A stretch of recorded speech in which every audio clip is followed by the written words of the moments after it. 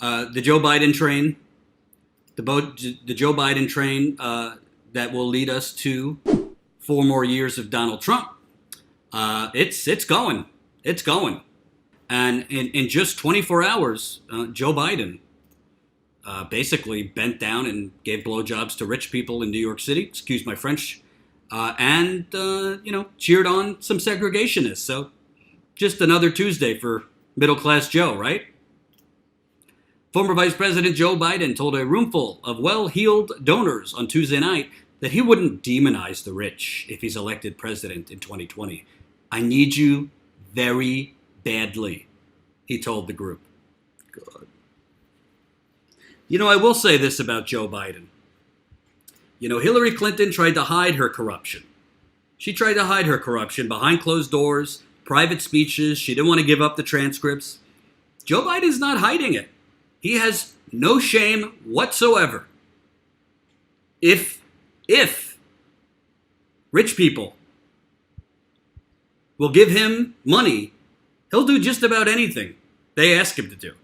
And Joe Biden is inviting members of the press to these fundraisers, so he knows what he's saying is going to get out there, and he doesn't care. Because at his core, he's a Republican country club member. To say, I need you very badly? Ugh. This is the way somebody like Mitt Romney would talk, or Paul Ryan.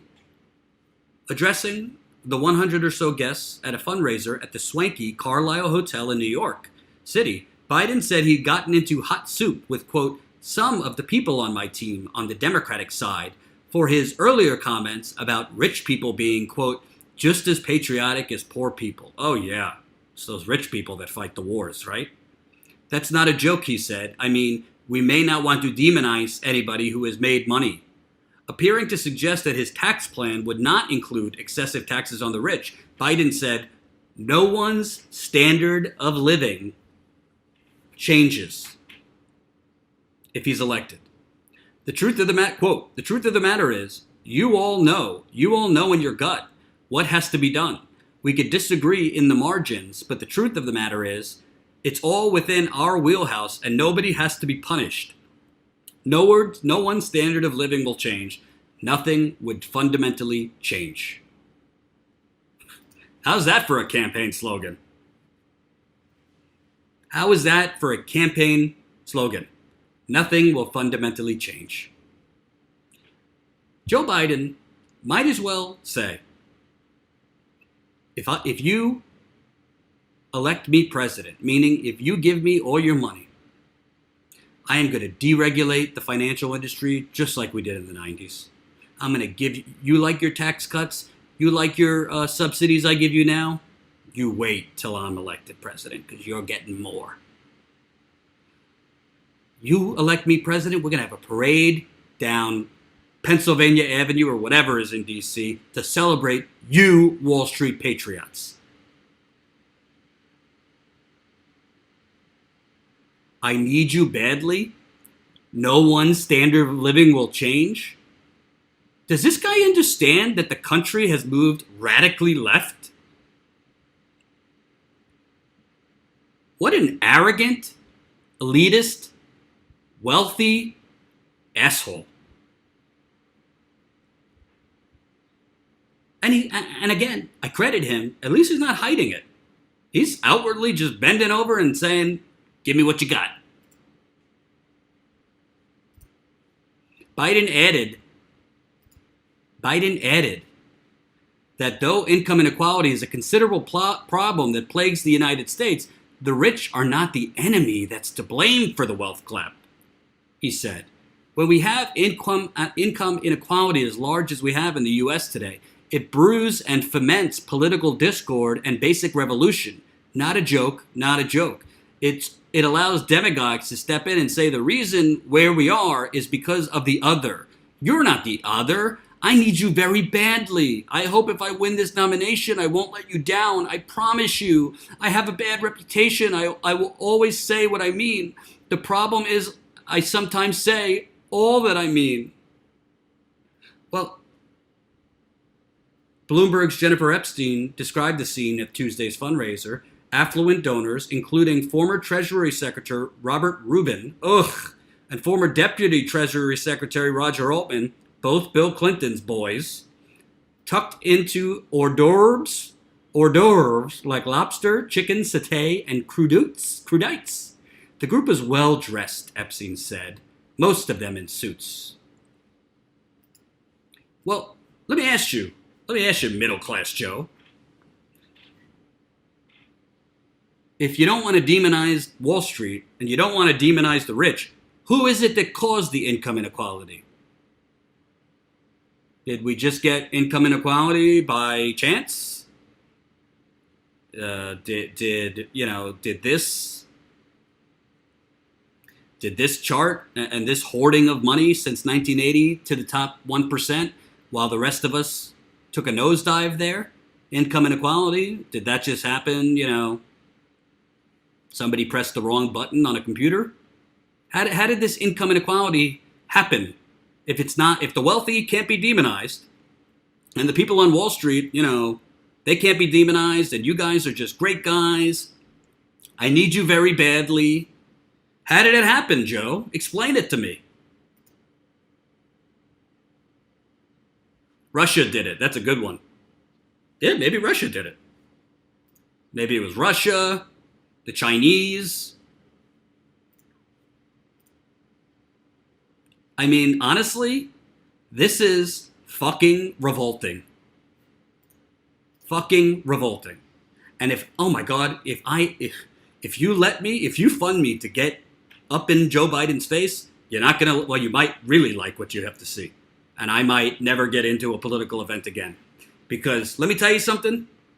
Some of you are not going to like this, but I got to be honest. Joe Biden is 10 times worse than Hillary Clinton. 10 times worse than Hillary Clinton. He's got a longer record than Hillary Clinton. He is more brazenly for the wealthy. And he doesn't even care to hide it. Joe Biden wouldn't do a damn thing for Flint. He wouldn't do a damn thing for downtrodden communities. He is a racist at his core, as I'm about to show you. He is down with the military-industrial complex. And Joe Biden, yeah, you want to know something? He might be very successful at making compromise with Republicans and bringing us back to the good days of compromise. You know what those compromises are going to give you? You're going to get more of the same. I give you welfare reform in the 90s. I give you the crime bill. I give you repealing Glass-Steagall. I give you deregulating the media industry. I give you the Patriot Act. I give you the bankruptcy bill. A deal to extend the Bush tax cuts. This is what compromise and bipartisanship gives you. Crumbs for the proletariat and hors d'oeuvres for the 1%. Let me tell you something, folks.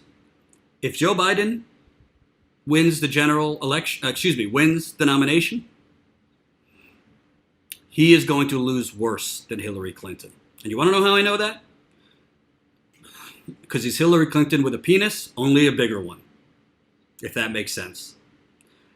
You know what? You could call Trump what you want, and he's a terrible person, he's a terrible president, and we can't afford 4 more years of him. But he had 20,000 people out at his first presidential rally yesterday in Orlando. He has not lost his base, because as president, he has only made decisions to keep his base.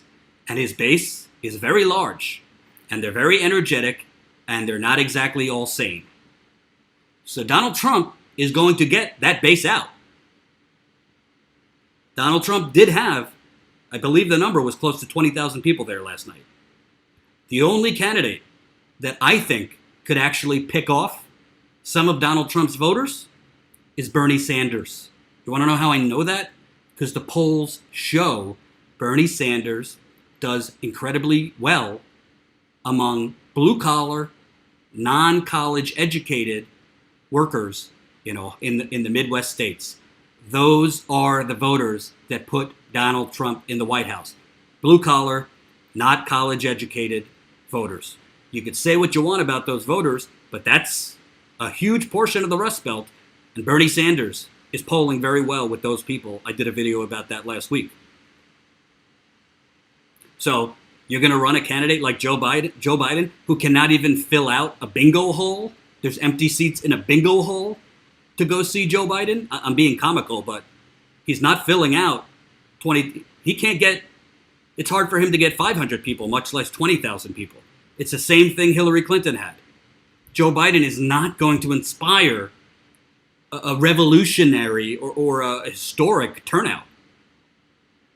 Hillary Clinton got 6%, count it, 6% less Latino voters to come out for her in 2016 than Obama had in 2012. 6% less Latino when there was a Republican nominee calling Mexicans drug lords and rapists when he was talking about putting up a wall around Mexico. So inspiring voters actually is a thing. You have to inspire voters. Joe Biden, oh my God, can you imagine Trump on the debate stage with him, calling him TPP Joe, calling him NAFTA Joe, saying, oh, Joe was begging Wall Street donors, I need you badly. Joe Biden is a disaster. Yet, if you didn't see this yesterday, every single buddy wants to bury their heads in the sand. Thank you, Colin Tooley, for this amazing graphic. There's Joe and his wife, Mika Brzezinski, heads buried in the sand. Don Lemon, head buried in the sand. Jake Tupperware, heads buried in the sand. Donald Trump sitting in the sand. Joe Biden sitting in the sand. Bernie Sanders standing tall. So everybody, let's bury your heads in the sand. Let's not look at the polls that show Bernie Sanders is the best candidate to go up against Donald Trump. Let's ignore the fact that Joe Biden is literally Hillary Clinton with different body parts. Let's ignore the fact that Joe Biden is basically bending over and doing sexual favors for Wall Street bankers at a time with unprecedented hate for Wall Street. Let's just ignore all that. Because, calling Trump the Antichrist, having no actual policies, and literally saying, with your words, there will be no material change. And saying, out loud, no one's standard of living will change, he told Wall Street bankers. That's a great idea to take down Donald Trump. Let's go with that guy. I mean, you really can't make this up. It's almost like they're trying to lose. It's almost like they're trying to lose. Hope you enjoyed that last video. Hop on over to statuscoup.com where you can sign up for our email list and become a member for as low as $5 to $10 a month. Membership is how we grow. That's statuscoup.com/join. And remember, join our email list so we can grow the revolution with you.